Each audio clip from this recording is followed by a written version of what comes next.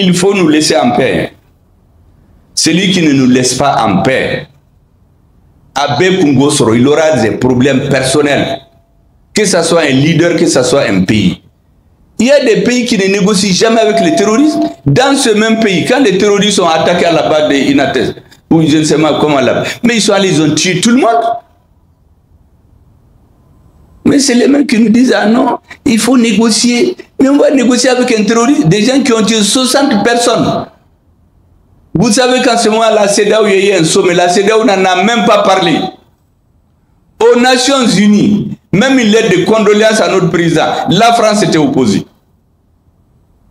Mais les gens qui sont dans ça, vous venez nous baratiner ici au Mali, vous m'excusez du terme, pour nous dire qu'il faut négocier. Et on trouve des perroquets ici au Mali, des gens qui ont découvert, qui pensent que nous on ne les connaît pas. Nous on connaît tout le monde. Hein. Moi j'ai entendu des gens dans les micros ici, ah vraiment le gouvernement est trop belliqueux, il faut négocier. Et puis la guerre seulement ne résout pas les problèmes. Mais on n'a jamais dit ça. Lorsqu'on s'entend sur des règles, il faut les respecter. Chez nous, très souvent, les gens pensent que quand tu es fort là, tu fais ce que tu dis. Ce n'est pas ça. Si vous entendez sur des règles, il faut les respecter. Si les règles ne sont pas bonnes, vous les changez. Mais vous ne pouvez pas faire ce que vous voulez, sinon votre affaire ne marchera pas. Parce que l'avenir du pays, c'est les militaires, les opérateurs économiques et la nouvelle génération. Donc, nous faisons de la communication politique. Il faut que l'AES rentre dans les esprits, dans les mœurs. Parce que les dirigeants politiques passent. Peut-être dans un certain nombre d'années, nous on ne sera plus là. Mais la nouvelle génération, jusqu'à présent nous parlons des discours des pères fondateurs de l'indépendance. C'est que les quelques-uns qui ont accepté de parler, c'est ce que nous savons. Sinon beaucoup de choses n'ont pas été dites. Il y a des responsabilités des services étrangers, des responsables qui ont juré de nous ramener en arrière en sabotant l'AES, en faisant échouer, en retardant ou bloquer carrément le processus de changement. Récemment, j'ai eu une lettre d'un pays qui se plaint que un général malien aurait tenu des propos qu'ils ont assimilés à l'atteinte d'après agression physique, on ne l'a pas dit, dans cette lettre il y a ça, à un président.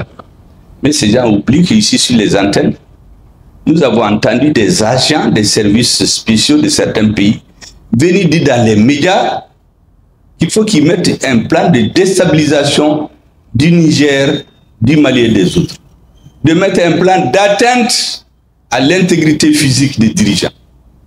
Je me rappelle à cette occasion, moi-même j'ai dit au ministre de la Justice, il faut documenter tout ce que ces gens sont en train de dire à la télé. Là, personne n'a rien dit. Parce que quand c'est eux, on pense que c'est normal. Mais dès qu'un Malien a parlé, tout le monde s'est mis à crier. On a même une lettre dont le contenu n'était pas juste parce qu'il n'a jamais parlé d'attaque à l'intégrité physique. Il a dit simplement que si des gens continuent à nous déstabiliser, il faut qu'on s'occupe d'eux. Mais ça, c'est la réalité. J'ai toujours dit à tous les États de nous laisser en paix. Nous n'avons besoin de nous mêler des affaires intérieures de personne. Mais celui qui se mêle de nos affaires intérieures, nous n'allons pas nous laisser faire. Et Dieu va trancher entre nous. Le peuple malien est un peuple béni. Tous ceux qui vont s'attaquer au Mali, les États, les individus, ils vont mal finir. Et regardez seulement en Afrique. Tous ceux qui sont mêlés, toutes les guerres qu'il y a eu au Mali, en Sierra Leone, au Libéria, au Mali, il y a des chefs d'État qui se sont mis au service de l'étranger. Quand ils ont fini avec eux, ils les ont jetés comme du citron. Tout dirigeant politique qui se met au service de l'étranger pour consolider son pouvoir, il va mal finir. Et c'est pourquoi je dis à tout le monde, laissez-nous en paix. On ne se mêle pas des affaires d'autrui, mais nous ne permettrons à personne de se mêler de nos affaires.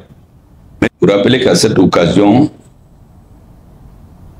nos deux pays, le Mali et le Burkina, se sont tenus debout. Vous vous rappelez la célèbre phrase que je dis, ça fait rire les gens, mais c'était un peu comme ça. Ça n'a pas été dit ainsi, mais la réalité c'était ça. Nous avions dit que celui qui va toucher à un cheveu du Niger, nous allons lui raser la tête. Et je crois que ça a été bien entendu. Parce que quand nos 3 chefs d'État ont mis en place cette défense commune, je pense que ça donnait à réfléchir à beaucoup. Et la force d'attente de la CEDEAO, qui a été créée depuis avril 2012, on a oublié. Elle voulait se réveiller, elle est retournée encore dormir. Elle attend encore la force d'attente de la CEDEAO. Parce que beaucoup oublient qu'elle a été créée depuis 2012. Elle dormait. On a voulu la réveiller contre le Niger. Mais lorsque nous avons fait cette mise en garde, qui était sérieuse, c'est pas de la blague, je crois qu'elle est retournée dormir. Elle attend toujours. Le 28 janvier 2024, les chefs d'État du Mali, du Burkina Faso et du Niger ont pris la décision historique de retrait irrévocable et sans délai de leurs pays respectifs de la CEDEAO, tout en affirmant la pleine souveraineté de chacun des États membres dans les choix stratégiques concourant bien au bien-être de leur population. Beaucoup se posent la question, mais pourquoi ils se sont levés comme ça pour dire qu'ils sortent de la CEDEAO?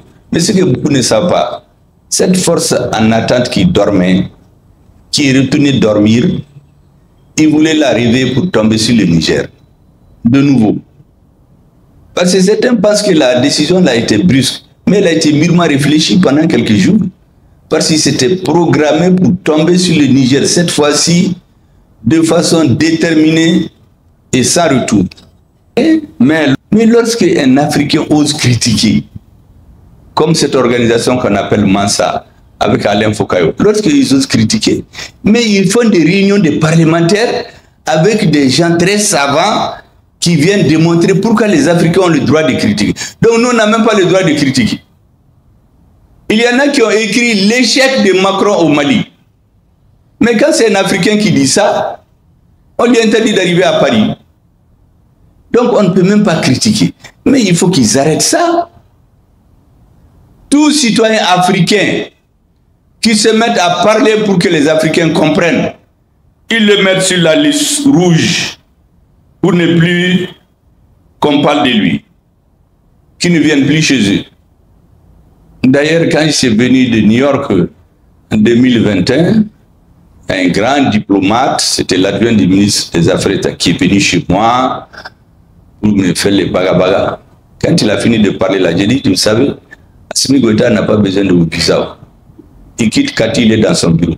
Donc vraiment, maintenant c'est de couper les visas là. Ça faisait peur avant, mais pas notre équipe. Les comptes, il n'en a pas. Donc gardez vos conseils pour vous-même. Parce que c'est ça, avant là, quand on dit aux dirigeants qu'on leur a coupé les visas, mais c'est comme un enfant auquel tu as quitté les bonbons. Ou quand on leur dit que leur compte est fermé. Parce que tout ce qui est détourné ici, c'est dans ces pays. Imaginez, vous ne pouvez pas aimer le Mali plus que les Maliens. Les Maliens meurent. On les enterre dans des fosses communes. Parce qu'on ne peut même pas rapatrier les corps. Il y a la promotion de la consommation locale. Vous savez, en certains lieux en République du Mali, en tout cas, que je sais, quand vous voulez boire, on ne vous amène pas des boissons gazeuses venues d'ailleurs. On vous donne les Nyamakoudji du Mali. Le Nyamakoudji, il est là. Et vous avez toutes les autres boissons. Si vous voulez, vous pouvez faire les cocktails. Donc, je suis sûr que quand vous prenez ça, ça peut faciliter le travail et donner la chance à ceux qui produisent ces produits dans notre pays. Tant qu'on peut le faire. De lutter contre la fraude, la contrefaçon et la concurrence déloyale. Personnellement, j'en avais fait avec plus ou moins de succès, comme le ministre de l'Industrie l'a dit, il y a 20 ans, mon cheval de bataille. Et vous savez, souvent, ceux qui sont dans la fraude et la concurrence déloyale et la contrefaçon, ils sont très puissants. Souvent, on peut prendre des initiatives qui marchent, mais en d'autres lieux, ça se bloque pour des raisons que tout le monde comprend. La promotion des exportations et la diversification des marchés. Je crois que si on fait des produits de qualité on peut l'exporter entre nous d'abord, en Afrique et dans le monde, et je crois que les bons produits se vendent toujours. Le respect des normes et la réglementation. Mais certains viennent nous dire, ah, vous savez, la guerre seulement ne règle pas les problèmes d'un pays. Il faut négocier. On trouve même des spécialistes qui citent dans l'histoire des exemples. Mais est-ce qu'on n'a jamais dit ça? Personne n'a jamais dit ça. Le Mali a négocié pendant 30 ans. Est-ce que ça a empêché les touristes de se pendre? Est-ce que ça l'a empêché d'arriver au Burkina ou au Niger où il n'était pas? Donc c'est très clair. Ce discours spécieux-là, qui consiste à nous annihiler, cultiver le défaitisme, sinon le pétainisme chez nous, pour dire négocier. Quelqu'un qui prend son arme, il veut venir vous retirer votre chèvre. Vous croyez que c'est l'Ipalan de paix qui va arrêter? Il faut prendre une arme contre lui aussi. Quand les rapports des charges vont changer ou vont être équilibrés, vous négociez en ce moment. Mais tant que le terrorisme n'est pas affaibli, toute négociation avec le terrorisme, c'est du défaitisme. Et moi, je suis très content qu'un président d'un pays de l'AES ait dit récemment qu'il n'y ait pas de négociation avec les terroristes. Les terroristes, il faut les frapper. Le jour où ils se sentiront suffisamment affaiblis, ils viendront, on va négocier. Je viens de vous dire que beaucoup de citoyens sont dans ce terrorisme. Ils sont convaincus de rien du tout. Ah, je n'ai pas l'argent pour me marier. Ah, on a tué mon frère. On a fait ceci. Ou il écoute une radio. Parce qu'il y a des radios dont on a chassé certains chez nous. Et dans certains pays de l'AES, leur rôle, c'est de travailler les esprits. C'est un peuple qui ne connaît pas son histoire. Il est rappelé toujours à revenir en arrière. Et c'est pour cela, je vous ai expliqué tout ça pour que vous compreniez. Pourquoi j'ai hautement apprécié l'approche hautement stratégique des dirigeants de l'AES à sa création. Ils ne se sont pas jetés dans tous les sens. Ils ont dit défense, c'était déjà connu. Diplomatie, c'était connu. Ils ont compris qu'il faut régler les problèmes économiques. Et on s'arrête à ce point. On n'embrasse pas tout. Comment on dit, qui trop embrasse les trains. Mal les trains. Ils ont décidé de façon très stratégique d'axer nos efforts sur ces 3 secteurs. Mais lorsque ça va marcher, dans 15, 20, 30 ans, si les nouveaux dirigeants veulent, ils peuvent aller à une fédération. Donc il n'y a pas de raison aujourd'hui. Parce qu'on est liés aujourd'hui. On a une défense commune. C'est vital. Aucun dirigeant n'a intérêt à sortir de ça aujourd'hui. Il y a un individu qui détourne l'argent. On le connaît. L'argent est déposé chez vous. Nous, nous savons qu'il y a beaucoup de bâtiments qui sont construits dans certains pays de la CEDEAO. C'est l'argent détourné de l'armée. Pendant que les Maliens mouraient. Mais on est en train de chanter les forces internationales, l'amunissement, G5 Sahel, Barkhane, et Pititi, et Patata. Nous avons décidé de déchirer ce voile-là. En plus de ça, ils ont essayé d'utiliser certains pays qui nouent des alliances impies parce qu'ils veulent nous vassaliser. Il y a des pays qui se sont entendus avec la France. La seule fois qu'ils se sont entendus, c'est sur le dos du Mali. On a parlé récemment, j'ai vu dans les journaux des journalistes qui se mettent à insulter notre ministre de l'administration pour ce qu'il a dit aux Nations Unies. Mais en réalité, personne ne peut effacer de l'histoire ce que le Mali a fait pour ces pays voisins. Personne. D'ailleurs, avant Bouteflika, il y a eu la mission de France Fanon, l'ambassadeur au Ghana. C'est lui qui a préparé cette mission. Mais les Maliens ne connaissent que la mission de Bouteflika. Mais ce que les colons ont fait en cette période-là, vous savez, il y a les populations du Hogar. Ils ont créé une milice. Et on a donné des armes à son chef pour aller contre les nationalistes algériens. C'est la même chose qu'ils voulaient faire dans l'Adra des Iforas. Créer une milice et que ces gens-là aillent, ils les aident à combattre le Mali. Ils leur ont tous donné la nationalité algérienne. Donc vous avez la double nationalité et vous avez votre milice, vous faites ce que vous voulez au Mali. Mais nous avons dit que nous ne l'avons pas accepté. Nous nous avons aidé à combattre ces gens du Hogar, les miliciens que les Occidentaux avaient armés. Mais pourquoi ils veulent faire la même chose chez nous? Quand il y a eu le bateau de Tombouctou, près de 60 morts, les gens qui ont assumé que c'est eux, nous avons dit que c'est des terroristes. Ils ont fui pour aller se cacher dans les locaux des services secrets français. Comme eux, ils ne gardent jamais longtemps, ils les ont dit de retourner. Ils vont s'asseoir dans ce pays-là. Et c'est ce pays qui se met à nous donner des leçons.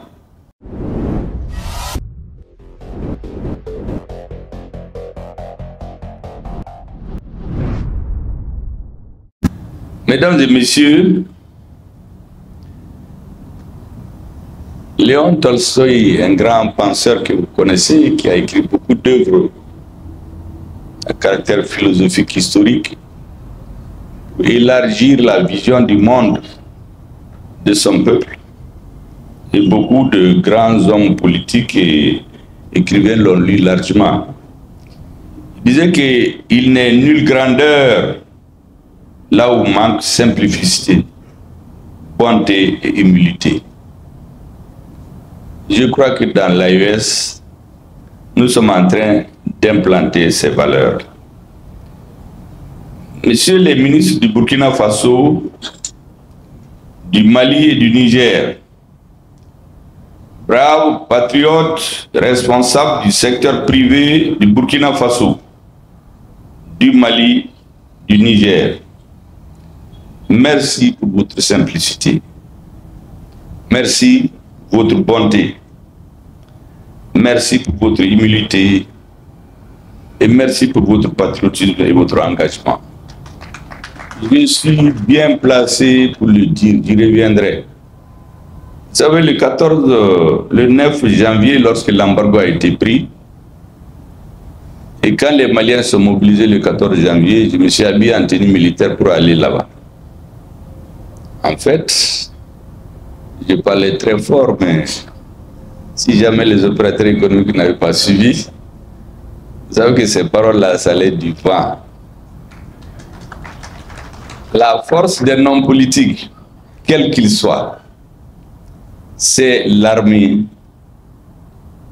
et les opérateurs économiques. C'est eux qui font un pays. Un pays qui n'a pas d'armée, une armée faible, il n'existe que sur le papier. Quand vous n'avez pas des opérateurs économiques engagés et patriotes, tout ce que vous entreprenez, c'est voué à l'échec. Donc vos discours là, ce n'est que du vent. Et c'est pour cela que je voudrais les saluer ici. Je reviendrai plus tard avec une proposition. Je ne vais pas citer tous ceux qui sont là, leur titre, grade et qualité, parce que le protocole l'a fait, les différents ministres l'ont fait. Je vais juste aller à l'essentiel. Mesdames et messieurs,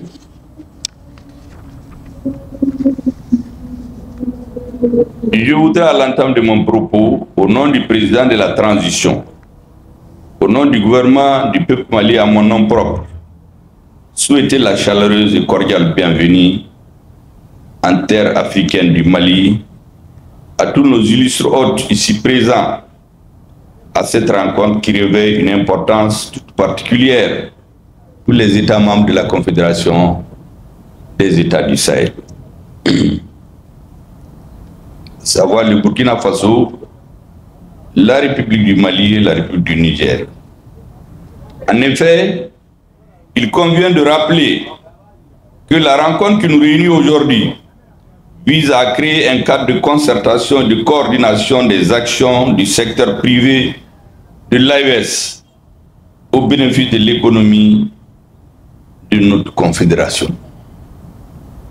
Ainsi, il s'agit plus spécifiquement de faciliter la création de la Fédération des organisations patronales et professionnelles de l'AES, de faire une déclaration commune des secteurs privés des 3 pays membres de la Confédération de l'AES, qu'on pourrait dénommer la déclaration de Bamako, de créer les conditions de densification des échanges commerciaux entre les pays de la Confédération. Tout le discours que les hommes politiques tiennent ici et là, s'il n'est pas soutenu par des actions économiques, il sera voué à l'échec. Je reviendrai sur ce thème pour le développer davantage, pour vous montrer le rôle et le poids historique des opérateurs économiques dans notre espace.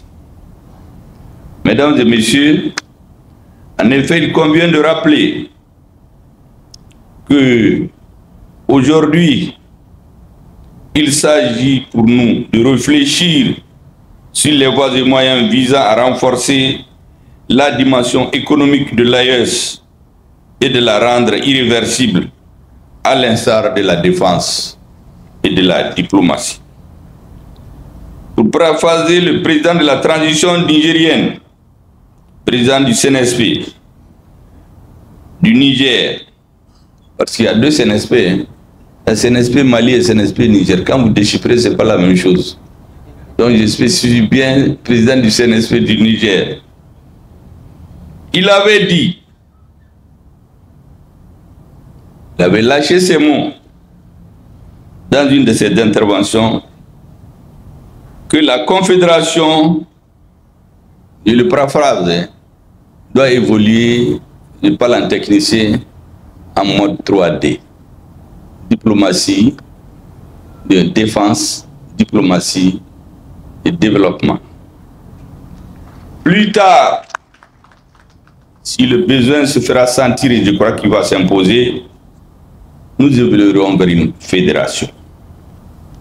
Mesdames et messieurs, nous devions être fiers et même très fiers de pouvoir dire un jour que nous avons été parmi les acteurs du changement historique en cours dans notre sous-région et qui impose un nouvel ordre mondial à ceux qui pendant longtemps se croyaient intouchables ou qui devraient réfléchir et dire aux autres ce qu'ils devraient faire. Permettez-moi, chers invités, de suggérer aux différents gouvernements du Burkina Faso, du Mali et du Niger qu'ils fassent élever au rang de héros national les opérateurs économiques de l'AES qui, pendant que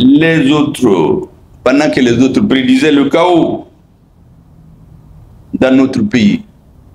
Vous vous rappelez, en 2022, parce que le Mali a connu deux embargos. Le premier embargo, c'était en 2012. Dès que l'embargo a été pris, tout le monde a été déstabilisé. Et même les tenants du pouvoir, les militaires qui tenaient le pouvoir ont lâché. Mais cette fois-ci, nous avons tenu ferme. Et si nous avons tenu, c'est grâce à Dieu, au peuple malien, aux opérateurs économiques et à notre armée. C'est pour cela que je me permets de faire cette proposition à laquelle je souhaiterais que les présidents accordent une attention particulière. Ils ont fait vibrer la fibre patriotique en laissant leur instinct d'homme d'affaires qui était intéressé par ses profits pour faire vivre nos économies en assurant l'approvisionnement correct de nos pays en produits de première nécessité. Qu'il en soit vivement remercié. Je le dis de tout mon cœur parce que j'ai vécu ces événements de très près. Et pratiquement, je suivais au jour le jour. De même que l'action de l'armée, ce que les opérateurs économiques aussi faisaient dans notre pays. Mesdames et messieurs, nous sommes fiers, nos pays membres de l'AES, car nous sommes à présent maîtres de notre destin. À ce titre, je voudrais rappeler que c'est un certain 16 septembre 2023 que les chefs d'État du Mali, du Burkina Faso et du Niger ont signé à Bamako, à Ouagadougou et à Niamey simultanément la charte de l'Iptako Groupement instituant l'Alliance des États du Sahel, basée principalement sur la coordination des actions des États membres en matière de défense. C'est pour cela que la défense est fondamentale. Elle est cruciale. Dans tout État, on néglige la défense. Tout pouvoir politique qui néglige la défense, en réalité, c'est un charlatan. C'est pour amener le peuple là, tôt ou tard, à être l'esclave dominé par un autre. Et lorsque certains se sont hasardés à vouloir agresser physiquement notre frère du Niger, parce qu'ils avaient fini, ils ont pris leur embargo. Même les enfants dans les hôpitaux n'avaient pas de couveuse. Les gens mouraient. Mais pour parachever tout, ils voulaient les agresser physiquement, pour renverser le régime et mettre ceux qui leur sont soumis. Vous rappelez qu'à cette occasion, nos deux pays, le Mali et le Burkina, se sont tenus debout. Vous vous rappelez la célèbre phrase que j'ai dit, ça fait rire les gens, mais c'était un peu comme ça. Ça n'a pas été dit ainsi, mais la réalité c'était ça. Nous avions dit que celui qui va toucher à un cheveu du Niger, nous allons lui raser la tête. Et je crois que ça a été bien entendu. Parce que quand nos trois chefs d'État ont mis en place cette défense commune, je pense que ça donnait à réfléchir à beaucoup. Et la force d'attente de la CEDEAO, qui a été créée depuis avril 2012, on a oublié. Elle voulait se réveiller, elle est retournée encore dormir. Elle attend encore la force d'attente de la CEDEAO. Parce que beaucoup oublient qu'elle a été créée depuis 2012. Elle dormait. On a voulu la réveiller contre le Niger. Mais lorsque nous avons fait cette mise en garde, qui était sérieuse, c'est pas de la blague, je crois qu'elle est retournée dormir. Elle attend toujours.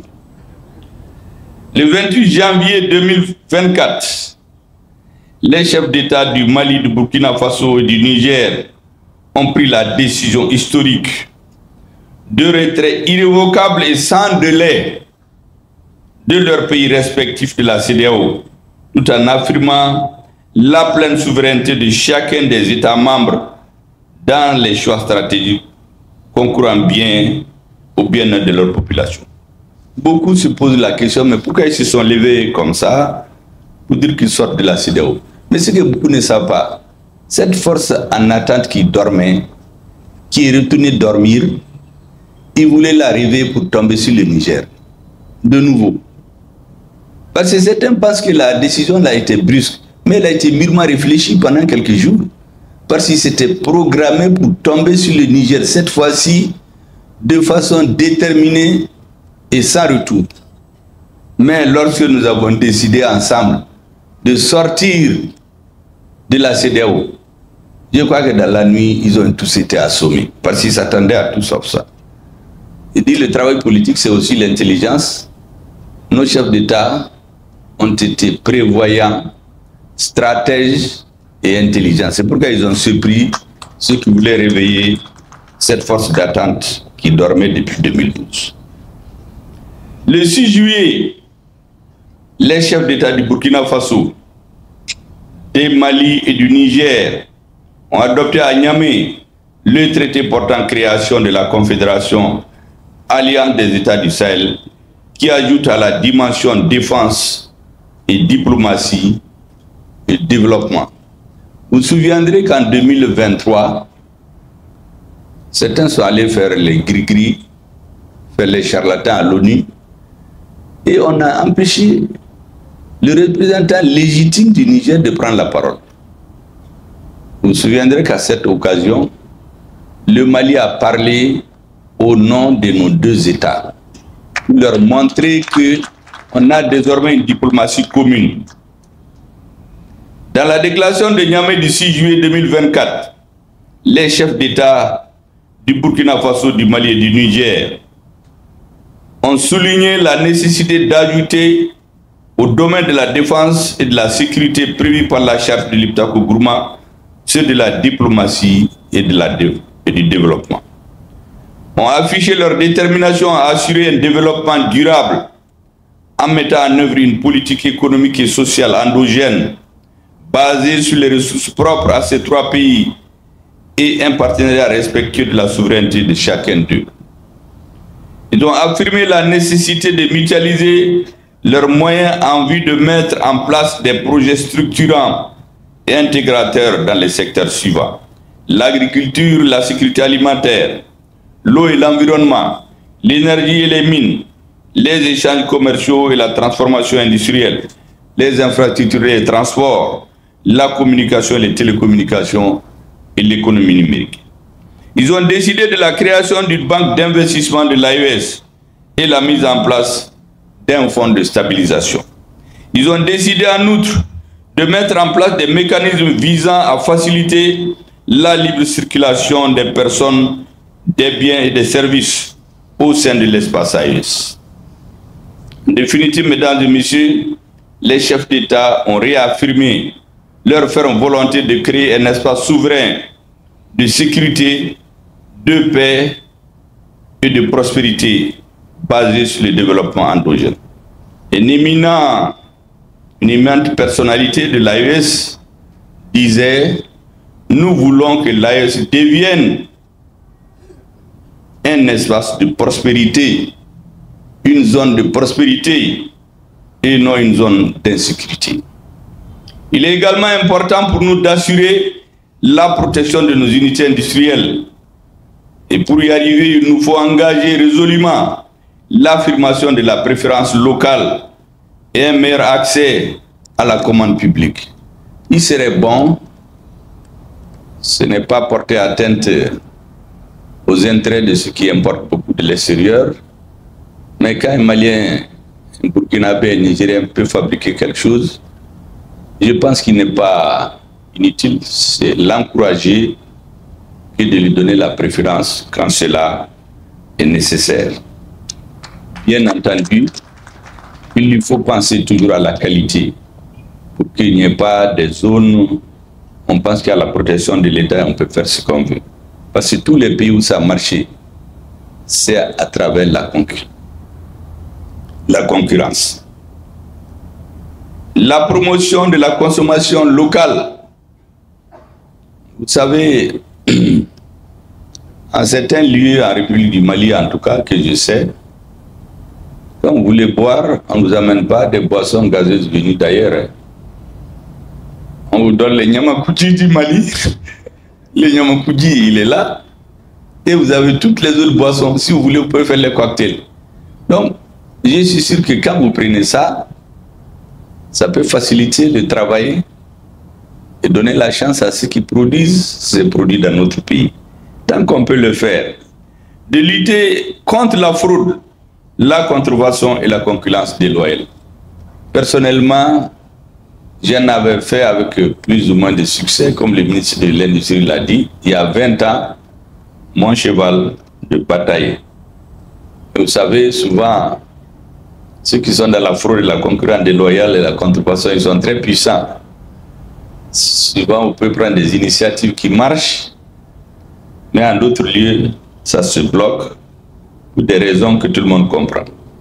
La promotion des exportations, la diversification des marchés. Je crois que si on fait des produits de qualité, on peut l'exporter entre nous d'abord, en Afrique et dans le monde, et je crois que les bons produits se vendent toujours. Le respect des normes et la réglementation. Le respect des normes, c'est très important, mesdames et messieurs. Lorsqu'on s'entend sur des règles, il faut les respecter. Chez nous, très souvent, les gens pensent que quand tu es fort là, tu fais ce que tu veux. Ce n'est pas ça. Si vous entendez sur des règles, il faut les respecter. Si les règles ne sont pas bonnes, vous les changez. Mais vous ne pouvez pas faire ce que vous voulez, sinon votre affaire ne marchera pas. Pour l'opérationnalisation efficace des engagements pris par nos dirigeants en vue du développement des activités économiques dans l'espace AES, il est utile de réfléchir ensemble sur les actions et propositions concrètes émanant du secteur privé de l'AES, afin d'arriver in fine à une fédération des organisations patronales et professionnelles de l'AES qui permettra de renforcer la coopération économique. Avec plus de 70 millions d'habitants en 2022, comme il a été dit tout de suite, et un taux de croissance moyen de 6% selon les statistiques de la BCEAO, l'AES doit constituer une force économique, diplomatique et militaire de la sous-région. Elle est déjà une force militaire, personne n'en doute. Parce que je crois que plus personne ne pense réveiller une force d'attente qui dort depuis plusieurs années. Elle est donc une force militaire. Elle est une force diplomatique. Aujourd'hui, nos brillants ministres des Affaires étrangères, jusqu'à la tribune des Nations Unies, font des communications communes. Ce qui reste, mesdames et messieurs, c'est le développement économique et social. J'ai la certitude que les documents, fruits des travaux des experts que nos trois pays réunis les 17 et 18 octobre 2024 et qui seront adoptés aujourd'hui seront de qualité et permettront à l'AES d'occuper sa place et toute sa place dans le concert des nations.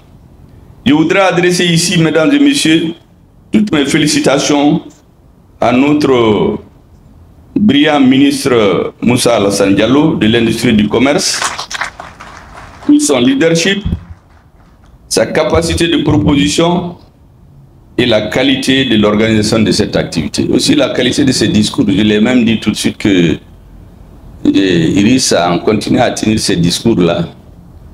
Il risque de se retrouver secrétaire politique d'un parti au lieu d'être un banquier à la retraite. Mesdames et messieurs, vous savez, actualité oblige. Le Premier ministre, certains disent qu'il parle beaucoup. Il ne faut pas qu'il parle. Quand il parle, on interprète. Quand il ne parle pas, on interprète. Quand il voyage, on interprète. Quand il revient, on interprète. Comme il s'habille, on interprète. Mais qu'est-ce qu'il doit faire?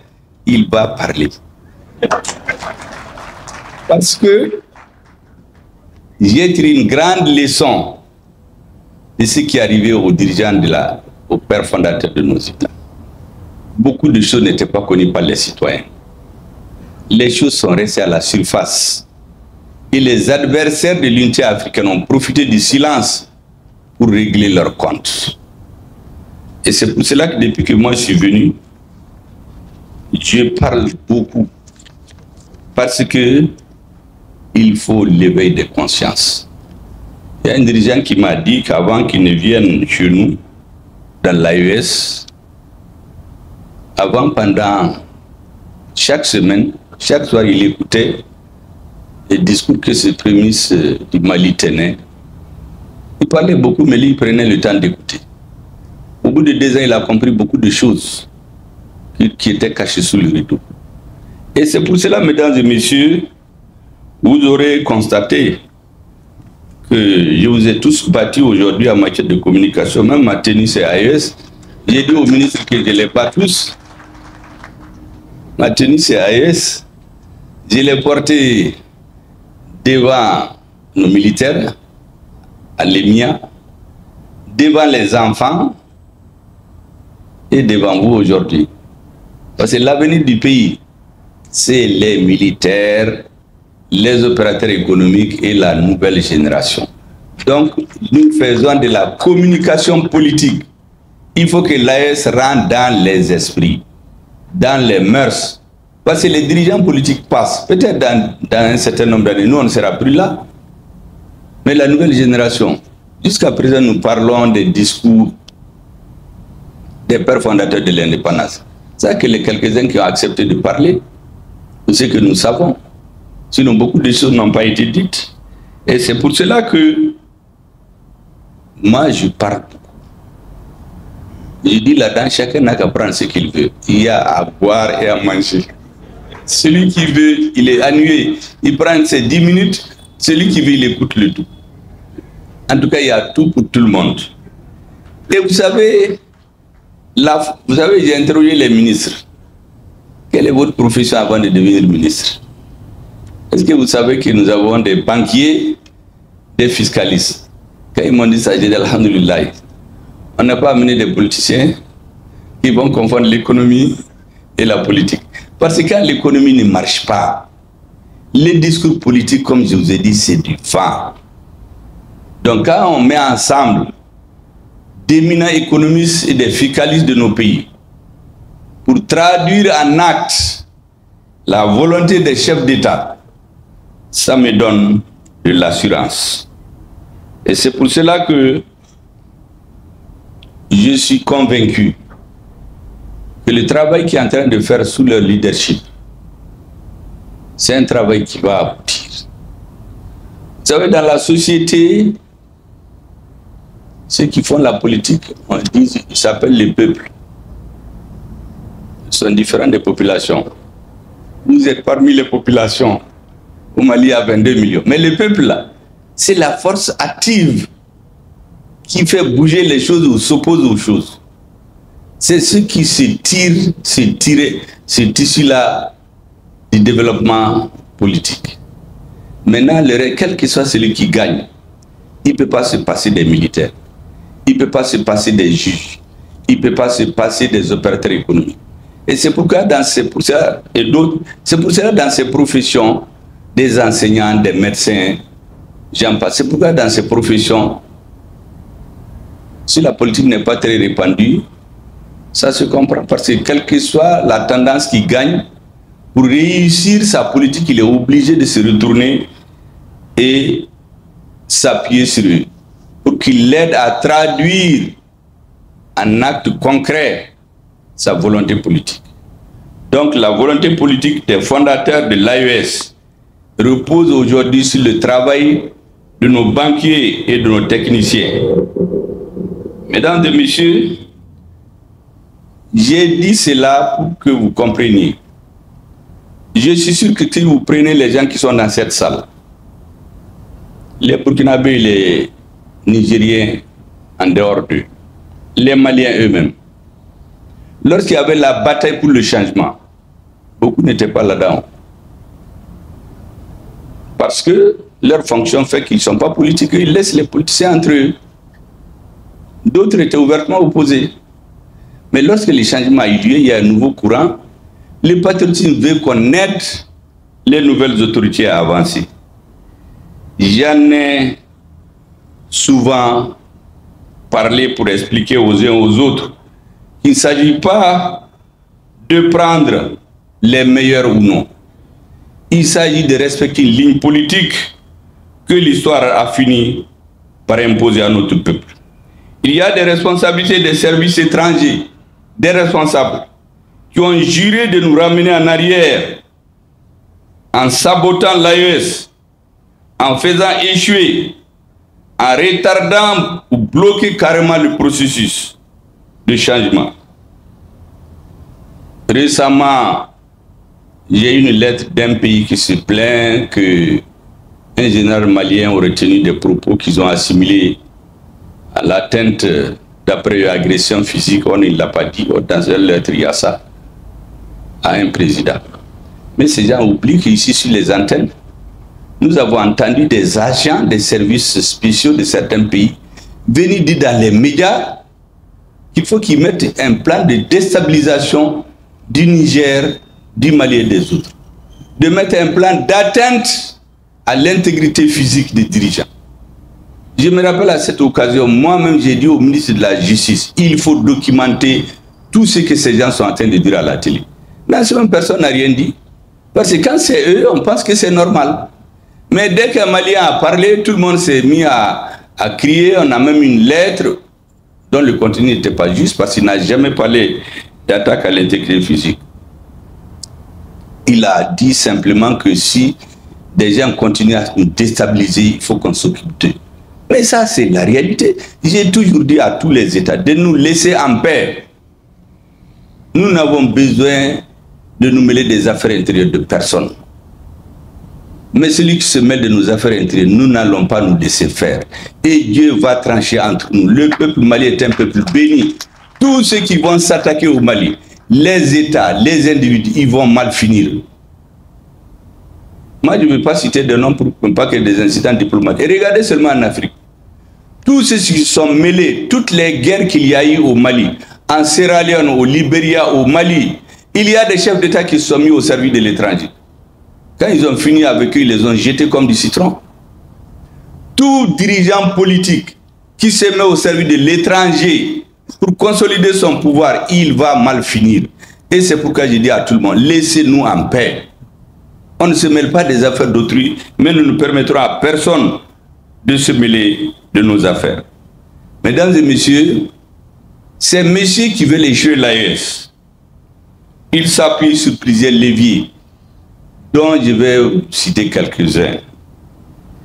Ils s'appuient sur les félons et tous ceux qui ont décidé de vendre leur âme au diable contre leur pays, contre de l'argent. Vous savez, quand la Libye est tombée, Kadhafi est tombé, il y en a qui ont écrit des livres que moi j'ai chez moi. Ils ont commencé d'abord pour identifier des traîtres, des gens qui sont prêts à trahir pour l'argent, pour les places, pour le pouvoir. C'est pour ça qu'ils ont commencé. C'est quand ils ont fini le travail qu'on a commencé à voir les mouvements dans ces villes-là. Ce livre-là, moi je l'ai. Donc, ils ont les mêmes méthodes. Ils utilisent des traîtres pour déstabiliser nos pays. Ils se sont appuyés sur des gens qui sont prêts, comme je dis, à trahir leur pays, contre de l'argent, contre le pouvoir, contre la renommée. Ce qui s'est passé récemment d'ailleurs dans un de nos pays de l'AES, c'est assez illustratif. Mais je voudrais dire à tout le monde, ces messieurs ne baisseront jamais les bras. Nous aussi, nous ne devons jamais baisser les bras. Mesdames et messieurs, il faut donc redoubler de vigilance, de discernement. Il faut éviter l'amalgame. Parce que souvent, il crée des situations où on fait l'amalgame. On dit, oui, on est en train de tuer les Peuls. Mais quand vous étudiez historiquement, les Peuls, c'est l'ethnie la plus répandue du Cameroun au Sénégal. Dès que vous touchez les cheveux d'un Peul au Sénégal, celui qui va crier, c'est au Cameroun. Donc, il y a même des chefs d'État ignares qui ne comprennent pas les enjeux géopolitiques qu'il y a, qui rentrent dans ce jeu, qui se mettent à accuser. Parce que les Peuls, ce sont des gens réfractaires aussi. Ils ont donné plus de fil à retordre. Autant de fil à retordre aux colonisateurs. Donc on s'appuie sur eux là pour étendre le virus. Il y a beaucoup de jeunes qui ne comprennent même pas. Vous savez, la religion et l'ethnie, c'est dangereux. Quand on vous dit qu'on a tué quelqu'un par de votre ethnie, souvent vous laissez emballer sans chercher à comprendre. De votre religion, sans chercher à comprendre. Et c'est pour cela qu'il faut faire beaucoup de discernement. Tous les terroristes ne sont pas Peuls. Et tous les Peuls ne sont pas terroristes. Mais il y a des gens qui entretiennent l'amalgame.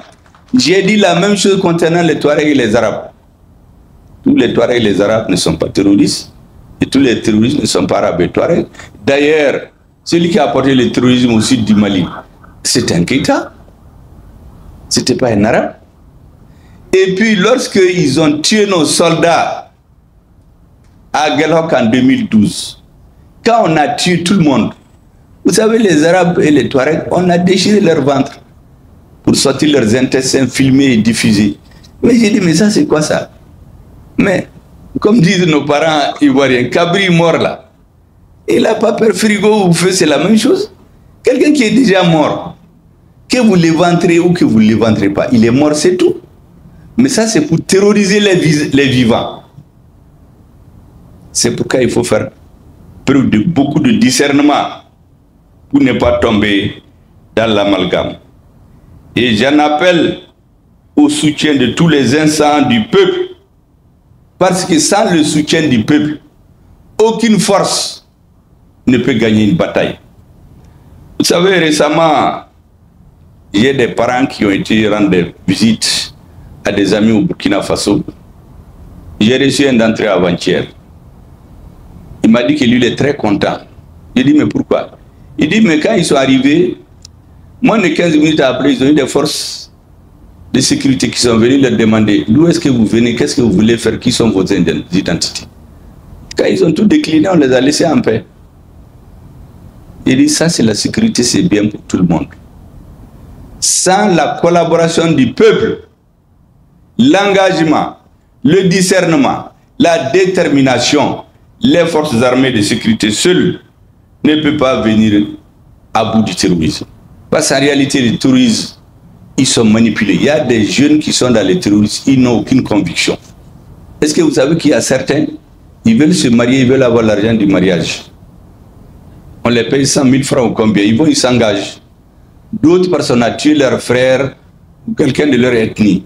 Donc ceux qui sont idéologiquement constitués, qui sont les vrais terroristes, ils ne sont pas nombreux. Mais si on ne fait pas le discernement, on ne gère pas bien l'information, cet amalgame-là, c'est ce qui arrange les autres. C'est pour cela que depuis juillet 2022, le Mali a mené au Conseil de sécurité les preuves que les terroristes sont fabriqués, entretenus, entraînés contre nos États. Mais ils se sont opposés à ce qu'on montre les preuves, parce que je crois que leurs militaires leur ont dit attention, si jamais les Maliens montrent leurs preuves là, les Africains vont se révolter.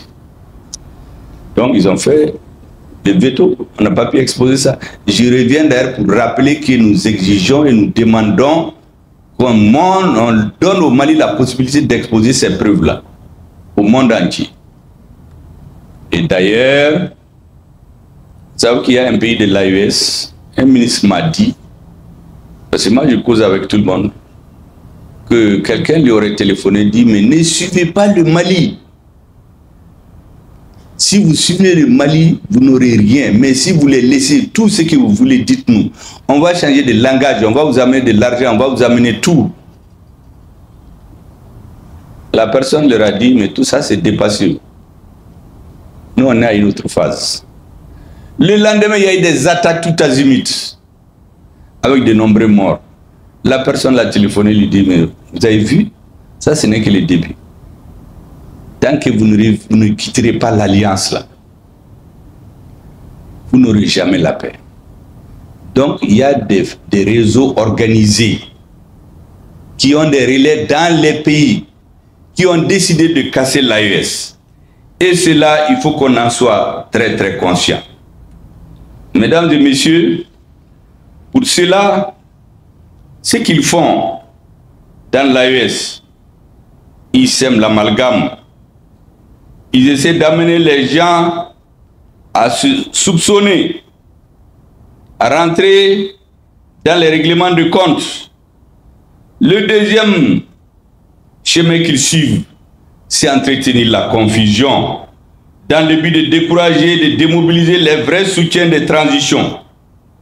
Sous le couvert du rassemblement des fils du pays, de la réconciliation et que sais-je encore. Ou certains qui sont opposés à la transition, jusqu'à une date récente. Maintenant, ils sont recyclés.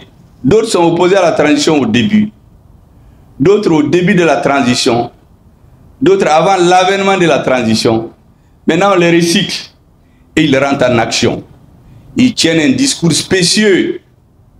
Un discours qui est destiné à tromper les gens, à créer l'amalgame, à créer la suspicion entre les citoyens et les dirigeants. Est-ce que quelqu'un peut vous faire croire que le premier ministre du Mali est un opposant de la transition malienne? Pourtant, il y a des hommes qui tiennent ça dans les réseaux. Parce que, vous savez, il y a un adage qui dit que lorsqu'il n'y a pas de vision de l'avenir, un peuple vit dans le désordre. Donc, ils veulent nous amener dans le désordre. Il y a des hommes et des femmes qui infiltrent le système, qui tiennent des discours spécieux et ils visent une personne pour le déstabiliser. C'est comme quand on fait la chasse dans un troupeau, on isole une proie. Une fois qu'on l'a abattu, on passe à autre chose. Moi, je suis allé voir qui de droit au Mali il y a quelques mois. Des agents des services extérieurs qui ont infiltré notre système, qui ont des photos partout, qui voyagent dans le pays. J'ai dit c'est des agents doubles, c'est des agents au service de l'étranger. Il faut faire attention. J'ai dit de faire les vérifications nécessaires. Je m'en suis arrêté là, parce que moi je m'informe sur tout le monde. Tous ceux qui sont dans l'action politique au Mali, je sais plus ou moins là où ils sont branchés. Et il y a beaucoup de gens aujourd'hui qui parlent. Mon discours d'aujourd'hui, demain ça va faire l'objet d'interprétation. Ah, qu'est-ce qu'il a voulu dire? Son problème, il veut s'attaquer au président. Ils ne s'entendent pas. Son gouvernement a échoué. Mais comme on est un pays où les gens, ils écoutent seulement, ils les convainquent vite. Donc à ce rythme, on crée le doute dans le pays. Et les gens n'ont pas de vision d'avenir. En ce moment, tout le monde se met à douter. Et les réseaux rentrent en action. Mais certains viennent nous dire, ah, vous savez, la guerre seulement ne règle pas les problèmes d'un pays. Il faut négocier. On trouve même des spécialistes qui citent dans l'histoire des exemples. Mais est-ce qu'on n'a jamais dit ça? Personne n'a jamais dit ça. Le Mali a négocié pendant 30 ans. Est-ce que ça a empêché les touristes de se pendre? Est-ce que ça l'a empêché d'arriver au Burkina ou au Niger où il n'était pas? Donc c'est très clair. Ce discours spécieux-là, qui consiste à nous annihiler, cultiver le défaitisme, sinon le pétainisme chez nous, pour dire négocier. Quelqu'un qui prend son arme, il veut venir vous retirer votre chèvre. Vous croyez que c'est l'Ipalan de paix qui va arrêter? Il faut prendre une arme contre lui aussi. Quand les rapports des charges vont changer ou vont être équilibrés, vous négociez en ce moment. Mais tant que le terrorisme n'est pas affaibli, toute négociation avec le terrorisme, c'est du défaitisme. Et moi, je suis très content qu'un président d'un pays de l'AES ait dit récemment qu'il n'y ait pas de négociation avec les terroristes. Les terroristes, il faut les frapper. Le jour où ils se sentiront suffisamment affaiblis, ils viendront, on va négocier. Je viens de vous dire que beaucoup de citoyens sont dans ce terrorisme. Ils sont convaincus de rien du tout. Ah, je n'ai pas l'argent pour me marier. Ah, on a tué mon frère. On a fait ceci. Ou il écoute une radio. Parce qu'il y a des radios dont on a chassé certains chez nous. Et dans certains pays de l'AES, leur rôle, c'est de travailler les esprits. Vous savez, aujourd'hui, même quand vous partez dans les petits villages, comme si c'est le Coran, sont venus négocier avec les gouvernements démocratiquement élus. Ils ont amené les radios jusque dans les coins et recoins, en langue nationale. Donc les vieilles qui se réveillent, au lieu d'écouter Radio Mali, Radio Burkina, Radio Niger, ils écoutent ces radios-là. La France seulement met 600 millions d'euros par an dans ses médias sur l'Afrique. Près de 40 milliards. L'Angleterre près de 100 millions, près de 60 milliards. L'Amérique un peu plus. Tous les matins. C'est pourquoi moi je consacre tous les matins 1h30, 2h pour écouter ces radios. Qu'est-ce qu'ils disent sur l'Afrique? Il y a beaucoup de choses au Mali, moi je les apprends par ces radios. Ils ont leurs gens partout. Donc si notre population ne fait pas attention, nous on va être à Bamako à tenir des discours. Ça va trouver qu'ils ont intoxiqué le peuple. Et une partie de la population va se révolter. Donc, ces discours spéciaux-là, il faut le rejeter avec la plus grande vigueur.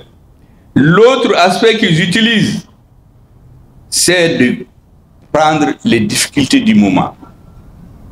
Vous entendez des gens, ah, il y a les inondations. Mais qu'est-ce que Hassimi Goïta, Ibrahim Traoré, Adelman Tchani vont avoir les inondations? Mais vous savez, quelqu'un qui a faim, quelqu'un qui est victime des inondations, si tu lui dis que c'est l'État qui n'a rien fait, mais ça le soulage, il te croit. Donc, et d'autres problèmes économiques, parce que vous savez, gouverner, c'est comme pédaler, vous ne vous arrêtez jamais. Il y a toujours des problèmes dans un État. Donc, ces faux amis de la transition, je les appelle, ces agents doubles-là, ils prennent un point sensible de la population, ils spéculent là-dessus, ils endoctrinent les gens. Et conclusion, ah, les Maliens doivent faire attention. Le premier ennemi de la transition malienne, c'est le Premier ministre. Mais en 2022, pourquoi ces gens ne parlaient pas? Moi, j'ai écrit en 2019, lorsque le président français a convoqué les présidents des partis de G5 Sahel à Paris pour pouvoir légaliser leur existence illégale ici. J'ai écrit un article qui est revu en un petit livre. Ça s'appelle La faillite de l'État malien. Qui sont à la base? Qui sont les acteurs? Même quand les pays de G5 Sahel se sont réunis dans un pays pour s'entendre qu'ils ne vont pas. Il y a un qui est sorti, qui a téléphoné à Paris, dit attention, hein, les gens ne veulent plus aller chez vous. Et on les a appelés un à un pour les baga-baga. Finalement, ils se sont tous retrouvés là-bas, ils ont signé. Mais le pays dont le président s'était transformé en agent informateur, les citoyens le connaissent déjà, moi je ne vais pas le citer. En tout cas, moi je le connais. C'est lui qui a téléphoné à Hollande. Il dit, tu sais, on s'est réunis ici, on a dit qu'on ne part pas. Il faut les appeler un à un. On les a tous menacés. Après, chacun a pris son avion, ils sont allés, ils ont signé, ils sont revenus. Et puis certains ont sorti de l'avion, nous parlent du pays, nous menacent. Vous savez comment ils font? Avec les Africains. J'ai entendu les ministres dire, mon cher ami, mon frère et ami, ils savent que c'est très important chez les Africains. Quand ils sont avec nos dirigeants devant les gens, c'est leurs amis, leurs frères. Mais je vous jure que derrière les rideaux, ceux qui béminda ou quand, ceux qui les font subir, c'est des menaces. Vous savez qu'au lendemain, à la veille des indépendances, la plupart des leaders africains, c'était des progressistes. On disait même qu'ils étaient liés au Parti communiste de l'Union soviétique. Est-ce que vous savez qu'on les a pris un à un pour les menacer de mort et pour les donner à réfléchir? Souvent on assassine leurs adjoints dans leur pays et leur dire vous alliez à nous et jusqu'à la fin de vos jours vous aurez la paix. Donc certains, pour préserver leur pouvoir, ils vendent les intérêts supérieurs de leur pays. Ils vendent les intérêts supérieurs de l'Afrique. Ils restent au pouvoir jusqu'à la fin. Et on dit que c'est la démocratie. La démocratie n'a jamais gardé quelqu'un au pouvoir. Quand ils savent que vous n'êtes pas avec eux, ils profitent des difficultés réelles qu'il y a dans votre pays. Tout leur objectif, c'est de diviser les citoyens. Tous, c'est la même chose qu'ils poursuivent tous. Et l'autre chose qu'ils utilisent, c'est de faire en sorte que les citoyens ne croient pas. Vous voyez, quand on a créé l'AES, vous entendez, moi j'écoute les radios tous les matins, et les citoyens qui parlent, les soi-disant, quoi ils disent, des auditeurs, les gens disent, mais on va devenir quoi sans la CEDEAO? Mais nos pays ont existé avant la CEDEAO. Mais on met dans la tête des gens pour les faire douter que l'AES n'est pas quelque chose de pérenne. Que va-t-on faire sans la CEDEAO? L'AES n'est pas pérenne. Comme les différentes fédérations au lendemain des indépendances, elle va tomber. Ils oublient, ces messieurs, que les nouveaux leaders ont tiré les leçons de l'histoire, surtout de l'histoire des premiers dirigeants des années de l'indépendance. Vous savez, la première fois, on a parlé de fédération, on ne l'appelait pas AES en ce moment, c'est quand le premier du Burkina Faso était venu ici au Mali, le 1er février 2023. On a fait 30 minutes à discuter de comment il faut faire pour qu'on soit ensemble. En ce moment, le Niger n'était pas là. On avait là-bas quelqu'un qui disait aux militaires nigériens de ne pas se battre. Je lui ai dit, mon frère, et ça c'est un vrai frère, ce n'est pas le frère des Européens là. Tu sais, on n'est pas plus patriote que ceux qui étaient là au lendemain des indépendances. Il faut qu'on se pose la question, pourquoi ça a échoué? Parce qu'au début, il y a la fédération Dahomey, Haute-Volta, Soudan, Sénégal. On n'est pas plus patriote que ces dirigeants-là. Ils ont voté à l'unanimité la création d'une fédération. J'ai dit donc, il faut qu'on trouve ces choses-là. Si on ne trouve pas ces choses, on fait une fédération, il y aura les mêmes problèmes. Quand je suis allé au Burkina le 23 février 2023, on est revenu là-dessus. Il y a la vidéo qui existe, même le dîner qu'il a donné, j'ai dit ça là. Le 30 décembre 2023, nous sommes allés au Niger. Entre-temps, la bascule avait eu lieu. Ceux qui ont peur d'avoir la tête rasée, ils ont laissé le Niger en paix. Et donc, nous avons échangé sur la question. La réalité, je ne parle pas du Dahomey des autres, mais comme le Burkina Faso est dans l'alliance aujourd'hui, il y a les mêmes réalités aujourd'hui. Quand ils ont voté, le président Modibo Keïta a été le premier à voter. Le président Maurice Mogo a voté. Le président Zissou a voté. Le président Senghor a voté.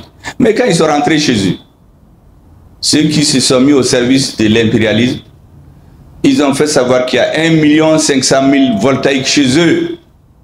Si la fédération est créée, ils vont les expulser tous. Donc ils vont venir déstabiliser le pays. La deuxième, si vous entendez tout ça, même le Burkinabé ne savent pas, le conseil de l'entente. C'est là-bas qu'on a assassiné Sankara. Ce conseil de l'entente, comment c'est venu là-bas? On leur a dit, si vous refusez la fédération, On est en train de créer une alliance militaire, on va mettre le siège chez vous. Plus d'autres aspects dont je ne vais pas parler, mais dont le Premier ministre m'avait parlé. Voilà les pressions qui ont fait que les messieurs arrivés là-bas, on dit mais pourquoi vous avez levé la main? Il dit non, non, non, lui il voulait se gratter la tempe ou tirer un peu la manche de son. Mais il avait changé. Pour le cas du Dahomey, je ne viens pas là-dessus parce qu'ils ne sont pas dans l'alliance. Le jour où ils seront, je dirai à leurs responsables comment ça s'était passé. Donc, il faut voir ce qui se passe. Comment ils ont fait au lendemain des indépendances. C'est pour cela que j'ai félicité les Nigériens tout de suite quand je vois, parce que moi je suis leurs médias régulièrement, quand on a donné le nom de Dibo Bakari, un patriote hors pair, à une place au Niger. Vous savez qu'à l'indépendance, ils ont fait voter Dibo et son cousin. Moi j'ai failli être Nigérien. Parce qu'ils ont voulu le corrompre en coupant le nord du Mali et l'ajouter au Niger, s'il accepte de faire leur jeu. Moi j'allais être Nigérien. La deuxième fois, c'est quand même je suis allé en vadrouille là-bas en 1971, après l'école buissonnière. Il a refusé. Ils ont tout fait pour qu'on ne parle plus de lui. Et c'est pour ça que le gouvernement, dirigé par un patriote aujourd'hui, qui sont en train de faire leur histoire. Parce que c'est un peuple qui ne connaît pas son histoire. Il est rappelé toujours à revenir en arrière. Et c'est pour cela, je vous ai expliqué tout ça pour que vous compreniez. Pourquoi j'ai hautement apprécié l'approche hautement stratégique des dirigeants de l'AES à sa création. Ils ne se sont pas jetés dans tous les sens. Ils ont dit défense, c'était déjà connu. Diplomatie, c'était connu. Ils ont compris qu'il faut régler les problèmes économiques. Et on s'arrête à ces trois. On n'embrasse pas tout. Comment on dit, qui trop embrasse les trains. Mal les trains. Ils ont décidé de façon très stratégique d'axer nos efforts sur ces trois secteurs. Mais lorsque ça va marcher, dans 15, 20, 30 ans, si les nouveaux dirigeants veulent, ils peuvent aller à une fédération. Donc il n'y a pas de raison aujourd'hui. Parce qu'on est liés aujourd'hui, on a une défense commune. C'est vital. Aucun dirigeant n'a intérêt à sortir de ça aujourd'hui. Aucun dirigeant n'a intérêt à faire sa diplomatie solitaire. Vous avez vu quand on est allé tomber sur le Mali, des mercenaires étrangers, mais tout de suite les pays de l'AE se sont joués à notre ministre pour saisir l'ONU. Ça c'est un point de plus. Et les questions de développement économique. Les projets structurants. Il faut que notre population vive mieux. Donc, c'est pour vous dire que les fondateurs de l'AES ont tiré magistralement les leçons des causes immédiates, en tout cas, qui sont connues de tout le monde, qui ont fait échouer les premières fédérations. Mesdames et messieurs, ces messieurs-là, comme je vous ai dit, ne baissent jamais les bras. Ils ont décidé d'utiliser les pressions diplomatiques. Vous avez entendu récemment un groupe de grands intellectuels africains, dont notre bien-aimé Wole Soyinka, qui ont fait une tribune largement répandue dans les médias occidentaux pour parler du Niger. J'ai dit, j'avais envie de les appeler, lui dire, mais à cause de Dieu, arrêtez de vous nourrir seulement de ce que vous disent les médias étrangers. Mais faites une délégation, venez voir le président du Niger. Discutez avec lui pour avoir des visions équilibrées. Ensuite, vous faites vos déclarations. Mais l'objectif, c'est de salir le gouvernement du Niger. On met des hautes personnalités qui sont connues, comme j'ai dit, Wole Soyinka et d'autres, pour nous mettre la pression. On essaie aussi ceux qui osent critiquer. Vous savez qu'il y a des journaux, des livres, moi je les ai, parce que tout livre nouveau qui sort, moi je l'achète, où des diplomates écrivent, des écrivains, ce que les diplomates français font en Afrique. Pédophilie, viol, menace des dirigeants, tout. Mais il n'y a rien. Mais lorsque un Africain ose critiquer, comme cette organisation qu'on appelle Mansa, avec Alain Fokayo, lorsqu'ils osent critiquer. Mais ils font des réunions de parlementaires avec des gens très savants qui viennent démontrer pourquoi les Africains ont le droit de critiquer. Donc nous, on n'a même pas le droit de critiquer. Il y en a qui ont écrit l'échec de Macron au Mali. Mais quand c'est un Africain qui dit ça, on lui interdit d'arriver à Paris. Donc on ne peut même pas critiquer. Mais il faut qu'ils arrêtent ça. Tous citoyens africains qui se mettent à parler pour que les Africains comprennent, ils le mettent sur la liste rouge pour ne plus qu'on parle de lui, qu'ils ne viennent plus chez eux. D'ailleurs, quand je suis venu de New York en 2021, un grand diplomate, c'était l'adjoint du ministre des Affaires étrangères qui est venu chez moi pour me faire les baga-baga. Quand il a fini de parler là, j'ai dit, vous savez, Assimi Goïta n'a pas besoin de vos visa. Il quitte Kati, il est dans son bureau. Donc vraiment, maintenant c'est de couper les visas là. Ça faisait peur avant, mais pas notre équipe. Les comptes, il n'en a pas. Donc gardez vos conseils pour vous-même. Parce que c'est ça, avant là, quand on dit aux dirigeants qu'on leur a coupé les visas, mais c'est comme un enfant auquel tu as quitté les bonbons. Ou quand on leur dit que leur compte est fermé. Parce que tout ce qui est détourné ici, c'est dans ces pays. Imaginez, vous ne pouvez pas aimer le Mali plus que les Maliens. Les Maliens meurent. On les enterre dans des fosses communes. Parce qu'on ne peut même pas rapatrier les corps. Il y a un individu qui détourne l'argent. On le connaît. L'argent est déposé chez vous. Nous, nous savons qu'il y a beaucoup de bâtiments qui sont construits dans certains pays de la CEDEAO. C'est l'argent détourné de l'armée. Pendant que les Maliens mouraient. Mais on est en train de chanter les forces internationales, l'amunissement, G5 Sahel, Barkhane, et Petiti, et Patata. Nous avons décidé de déchirer ce voile-là. En plus de ça, ils ont essayé d'utiliser certains pays qui nouent des alliances impies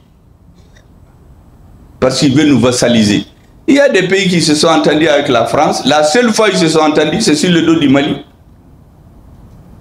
On a parlé récemment, j'ai vu dans les journaux des journalistes qui se mettent à insulter notre ministre de l'administration pour ce qu'il a dit aux Nations Unies. Mais en réalité, personne ne peut effacer de l'histoire ce que le Mali a fait pour ces pays voisins. Personne. D'ailleurs, avant Bouteflika, il y a eu la mission de France Fanon, l'ambassadeur au Ghana. C'est lui qui a préparé cette mission. Mais les Maliens ne connaissent que la mission de Bouteflika. Mais ce que les colons ont fait en cette période-là, vous savez, il y a les populations du Hogar. Ils ont créé une milice et on a donné des armes à son chef pour aller contre les nationalistes algériens.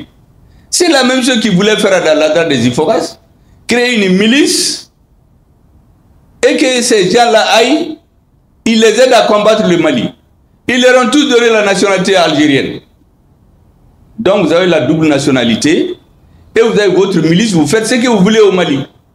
Mais nous avons dit que nous ne l'avons pas accepté.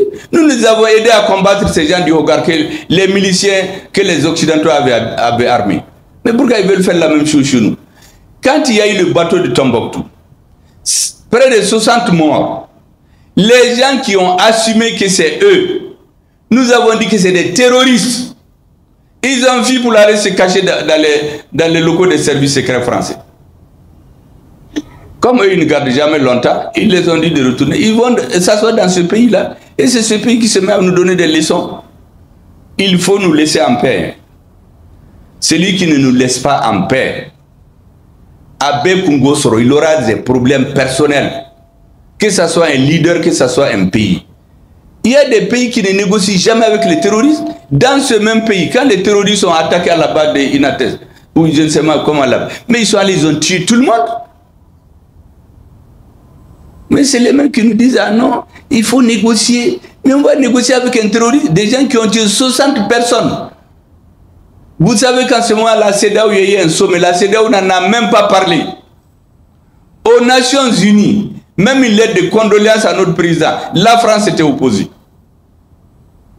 Mais les gens qui sont dans ça, vous venez nous baratiner ici au Mali, vous m'excusez du terme, pour nous dire qu'il faut négocier. Et on trouve des perroquets ici au Mali, des gens qui ont découvert, qui pensent que nous on ne les connaît pas. Nous on connaît tout le monde. Hein. Moi j'ai entendu des gens dans les micros ici, ah vraiment le gouvernement est trop belliqueux, il faut négocier, et puis la guerre seulement ne résout pas les problèmes. Mais on n'a jamais dit ça. Mais personne ne va nous inoculer le virus du défaitisme. Quand on est en guerre, on se bat. Les militaires se battent, les diplomates négocient, les opérateurs économiques font le travail. Mais si un militaire se met à faire la diplomatie, pour venir dire aux gens de ne pas se battre, ah, la guerre seulement ne résout pas les problèmes. Mais ça, c'est quoi ça? Dans chaque pays, chacun fait son travail. Les enseignants enseignent, les médecins soignent, les diplomates négocient, les militaires cognent les adversaires. Donc, on arrête avec cette histoire de négocier avec les terroristes. Personne n'acceptera. En tout cas, les populations du Mali n'accepteront pas. Moi, je connais l'état d'esprit des populations de Gao, Tombouctou et Kida. Personne n'acceptera plus des négociations bidons dont l'objectif c'est de sanctuariser le terrorisme. Gao, Tombouctou, toutes les populations réelles, on les a renvoyées. C'est les narcotrafiquants qui payent les maisons. Tous les opérateurs économiques importants, c'est des assassinats ciblés pour que dans 20-30 ans, on change totalement la morphologie de la société. Mais on ne va jamais l'accepter. Et les hommes politiques qui se sont mis au service de ça au Mali, ils seront dans les poubelles de l'histoire. Et ceux qui veulent les soutenir pour nous les imposer, on ne va jamais accepter. Il y a beaucoup de les réseaux qui ont infiltré la transition aujourd'hui. Quand j'ai parlé il y a une semaine de clarification, il y a beaucoup qui sont sortis. Le premier veut clarifier quoi? C'est ça là que je veux clarifier. Les faux soutiens de la transition, les gens qui nous ont infiltrés pour nous déstabiliser, pour nous mettre en désaccord, c'est ça la clarification. Il faut les mettre à la porte. Ce sont des citoyens. Ils rentrent, ils suivent le système, mais ils ne peuvent pas venir nous dire où est-ce qu'on va. Des gens qui se sont opposés aux assises nationales jusqu'après. Et à leur tenue, et après les assises. C'est eux qui changent de veste aujourd'hui qui donnent des leçons. Mais on ne va pas accepter. Parce que les gens profitent d'une situation. Vous savez, dans les gouvernements, comme dans la société, la majorité des gens, ils travaillent de bonne foi. Notre ministre de l'Industrie et du Commerce, on le vante aujourd'hui, mais les affaires politiques, lui, n'étaient pas dans ça. Ces histoires de manifestations politiques, ils n'étaient pas là-dedans. Donc les gens profitent que dans les équipes gouvernementales, la plupart des gens viennent de la société civile, c'est leur compétence dont on a besoin pour construire l'État, et on sème la confusion. Or, la vision politique des phénomènes, quand on les perd dans leur gouvernement, on va vous mettre dans le trou. Est-ce que vous savez que le président Moussa Traoré, un de ses éminents ministres, a quitté chez lui à 20 h. On est allé le cacher dans la forêt. Et à 24 h, à minuit, on est venu le prendre. Parce que il croit à la bonne foi des gens, il dit que c'est des patriotes. Ça ne va pas nous prendre. Nous ferons du discernement. Tous les gens qui sont contre la transition, qui ont infiltré les structures de la transition, qui cherchent à nous déstabiliser, nous allons les combattre. Jusqu'à ce qu'ils se taisent, ils suivent la vague, mais ils ne vont pas venir nous changer. Et nous mettre en... C'est ça la clarification pour ceux qui voulaient comprendre. Parce que j'ai vu dans les réseaux beaucoup de discours, qu'est-ce que le premier veut dire? La clarification, c'est de faire la part entre le vrai et l'ivraie. Et enfin, ces messieurs, ils font tout pour faire croire qu'on est divisé. Vous voyez la réunion qu'on tient ici, c'est la réunion entre les concepteurs, les dirigeants. Mais écoutez les radios là, moi je les écoute les matins, ils interviewent les citoyens lambda de ces pays. Des femmes qui vont à la frontière. Ah, on a des tracasseries, on nous a embêtés, on nous a fait descendre de la voiture. Donc de cette façon, on discrédite le travail que vous faites. Donc au sommet, on fait un travail de conception, mais à la base, ils font des émissions pour amener le peuple à ne plus croire à la pérennité de l'AES. Et c'est pourquoi j'ai dit l'autre jour à notre éminent ministre des Affaires étrangères qu'il faut que vous ayez un œil sur les doléances des petits peuples dans l'AES. Les réunions au sommet sont très bien, ça c'est la conception. Mais les avis des petits peuples, là, les gens contre lesquels on fait la tracasserie aux frontières, les gens qui perdent leur... Si vous ne prenez pas ça en compte, on va discréditer notre mouvement. Surtout que dans certains pays comme chez nous, moi j'ai vu des gens qui se sont levés pour dire qu'eux aussi ils sont dans l'AES. Et puis venir nous donner des leçons. Des gens qui se sont opposés à la transition jusqu'à son arrivée. Et ils se sont opposés à la transition, à la rectification, jusqu'en 2022. Maintenant, ils ont retourné les vestes et ceux qui prennent les micros pour menacer tout le monde. Ils font des voyages dans l'AES, ils vont se présenter au président. Ah, on est venu représenter le Mali. Ils ne représentent rien. Nous connaissons qui est qui. Nous n'allons jamais accepter que sous le couvert de l'amalgame et ce discours spécial-là, des ennemis de la transition l'infiltrent et la déstabilisent. Or, c'est ce que... Vous savez, il y a beaucoup de confusion au Mali actuellement. Pourquoi j'insiste là-dessus?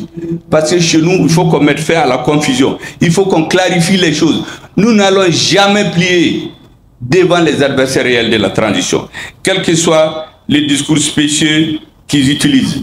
Pour dire que, oui, c'est difficile dans le pays. Effectivement, c'est difficile.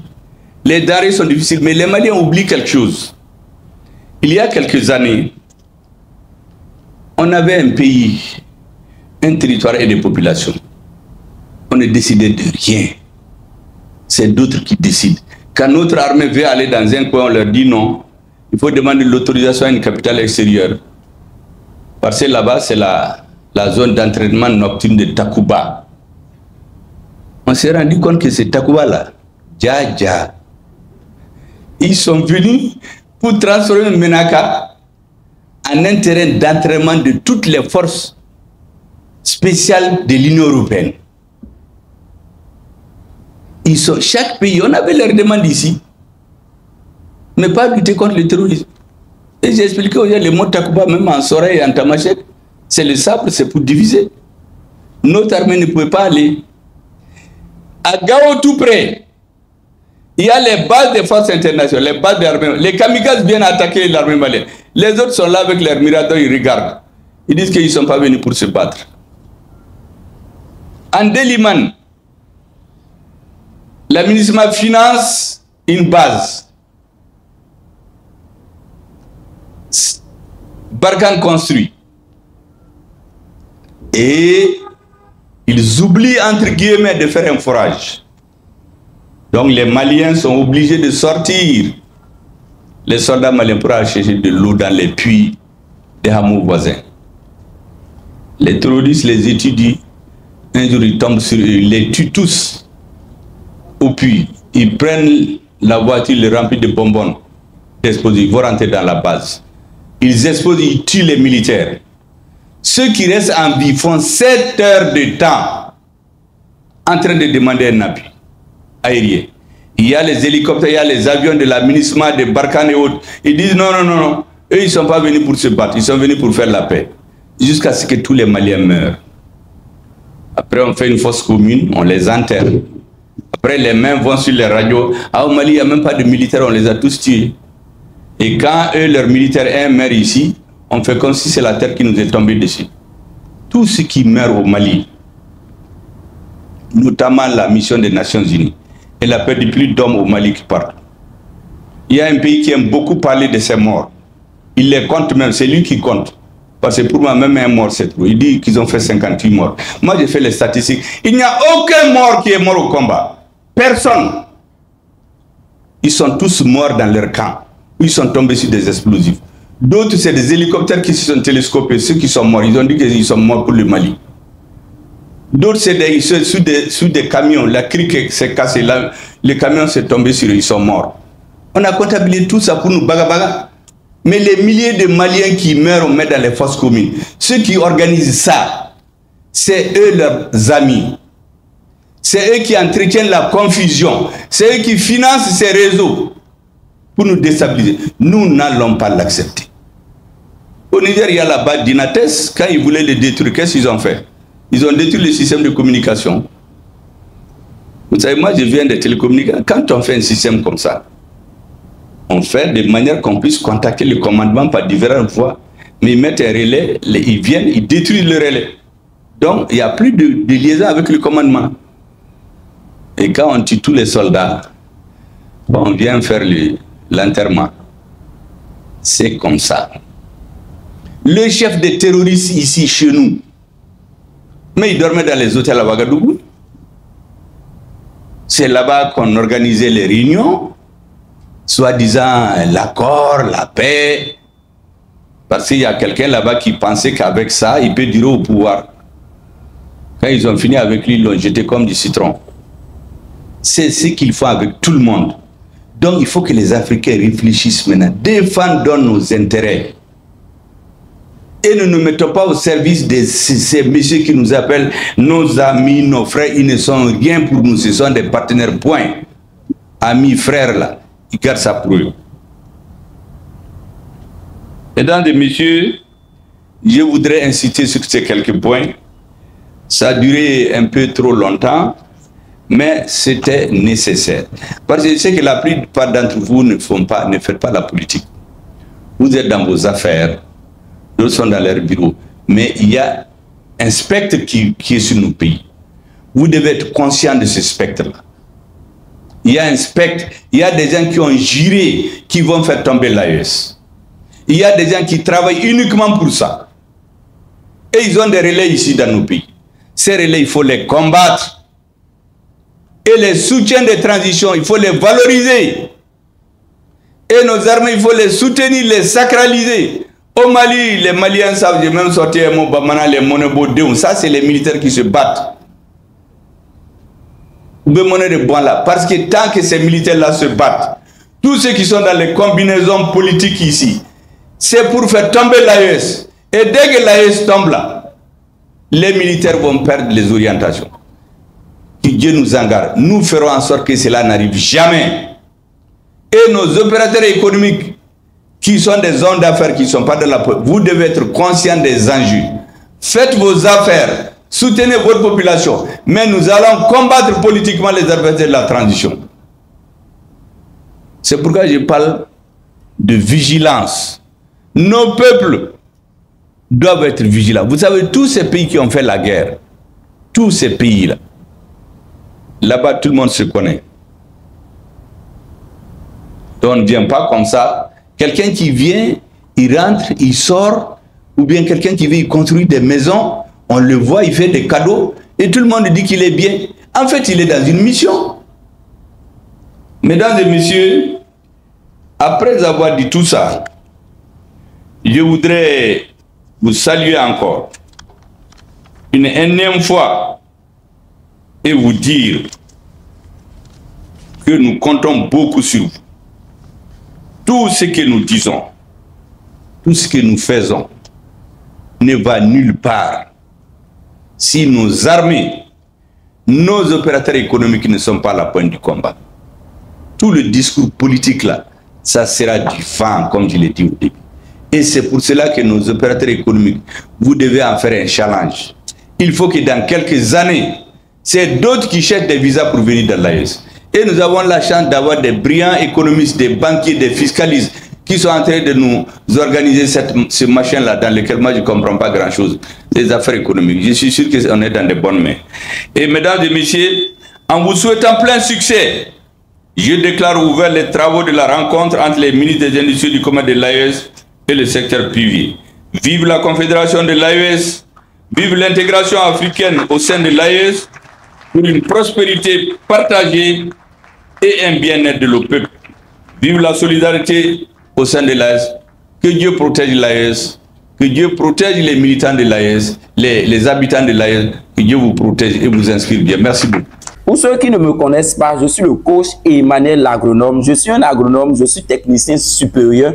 Je fais l'élevage du poulet, de la production jusqu'à la commercialisation. Je ne fais pas n'importe quel poulet, je fais la race hybride. Quand je parle de la race hybride, c'est le poulet local amélioré. Et le poulet local amélioré vous permet quand même d'obtenir des poussins, d'engraisser vos poussins, de fabriquer votre aliment. Si vous maîtrisez la nutrition animale, il faut maîtriser ça pour réduire le coût de production. Vous n'êtes pas sans savoir également, les amis, que l'alimentation représente 80% des dépenses. Oui, l'alimentation, c'est 80% des dépenses.